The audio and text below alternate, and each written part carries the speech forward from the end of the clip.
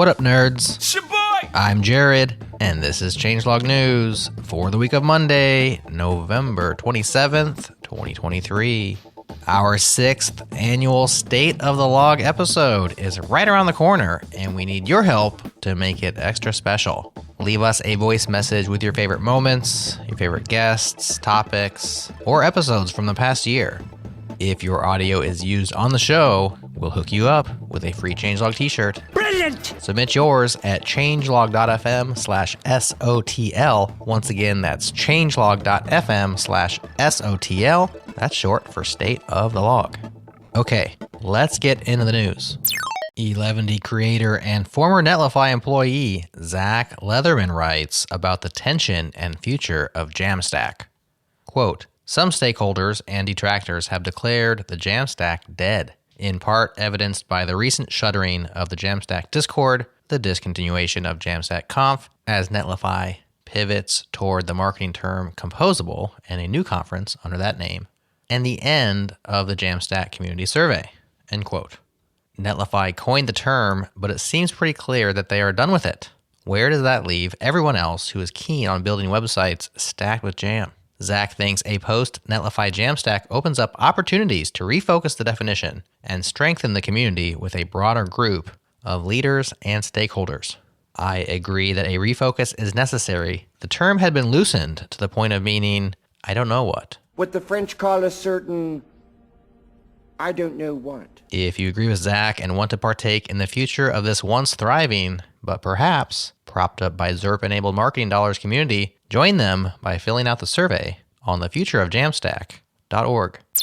Friends Don't Let Friends Make Bad Graphs is the name of an opinionated essay by Chenxin Li laying out 13 bad practices in data visualization and how good friends help their friends avoid these easy-to-make graphing foibles. If you ever made a pie chart or used a bar plot for mean separation, violin plots for small sample sizes, bi-directional color scales for unidirectional data, or have no idea what it is that I'm talking about, Ha-ha, you fool! You fell victim to one of the classic blunders! you'll definitely want to skim through Lee's examples and explanations.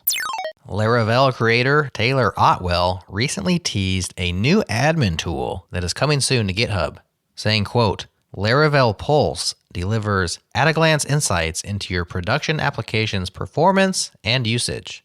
Track down slow jobs and endpoints, find your most active users, and more, end quote. This very much reminds me of Phoenix Live Dashboard, but extra spit-polished and perhaps more useful out of the box. The idea was born when Otwell and co. were frustrated that they couldn't quickly identify individual users that were overloading their queues on Forge. Then they riffed on the idea from there. Pulse will be open source, of course, and officially the Laravel team's 25th first-party package. It's now time for sponsored news. Wait a second. There's no sponsor this week? Well, that's weird. Podcast and newsletter sponsorships are an excellent way to bring awareness to your company and the awesome work that you're doing. And who better to partner with? Our audience is brimming with forward-looking, influential, smart people like yourself. See what I did there? Sure, you could throw your marketing budget at the behemoths and pay per click like everyone else, or buck the trend and support indie media that you love while reaching the right people with a message that actually resonates. Learn more at changelog.com/sponsor. Once again, that's changelog.com/sponsor. We would love to work with you in 2024.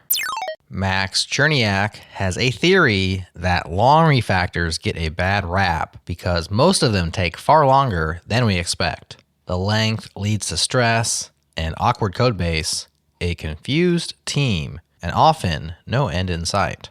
A few years ago, he began trying a method where he would prepare an intentionally long-term refactor instead. The results were surprisingly positive.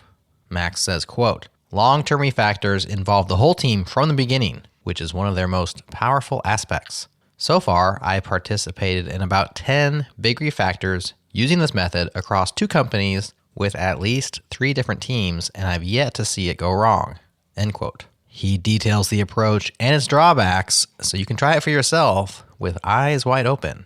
But before you even start, Max says you will need the following. 1. an experienced software engineer with a vision for the refactor. 2, a team of software engineers at various levels of expertise. 3, an internal knowledge base. And 4, less than 5 to 10 long-term refactors already in progress.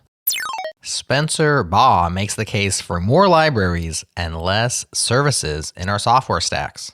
Quote, a service has constant administration costs, which are paid by the service provider.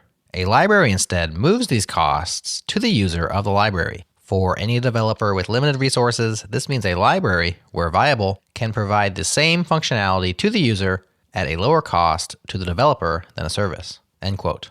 By library, he means any software that can be run by the user, like shared objects, modules, servers, command line utilities, stuff like that. By service, he means any software which the user cannot run on their own. Spencer's stance harmonizes with what Justin Searles and I discussed on our recent It Dependencies episode of Changelog and Friends. There's a theme here that I think, something about dependency shopping that we haven't really dug into that I have identified as being a big motivator for me personally, in terms of what is the principle that's driving my decision-making process around dependencies and what I use and whether to build versus buy. And I think it's self-reliance. If you go to the self-hosted subreddit, it's kind of like the digital equivalent of prepper culture of people trying to cordon themselves off from the rest of the world. And I don't typically identify with that group or that instinct. When people talk about, privacy rights extremists or people who say, I want to own my data. Yeah. I think these are sufficiently confusing flags to plant in the ground and just how kind of, online everything is these days. But when I think of it through the frame of self-reliance, at the end of the day, how many other people could knock over my sandcastle? And I want to keep that number as low as possible. And I want to keep the gross likelihood that my sandcastle gets knocked over to be as small as possible. Self-reliance is a virtue. Libraries afford it. Services don't. That's the news for now, but do scan the companion newsletter for more stories, such as finding a job as a software engineer in 2023, the best cities for techies in 2024, and the case for putting all of your dependencies, in version control. If you aren't yet receiving our companion newsletter, fix that bug by popping your email address in at changelog.com/news. We have some great pods coming up this week. Our anthology episode from KubeCon featuring Dagger, Talos OS, and Superorbital. Daniel and Chris summarize and sound off on last week's OpenAI fiasco on Practical AI. And Gergely Rose is back for his annual check-in on the state of the tech industry. Have a great week. Share changelog news with your friends who might dig it. And I'll talk to you again real soon.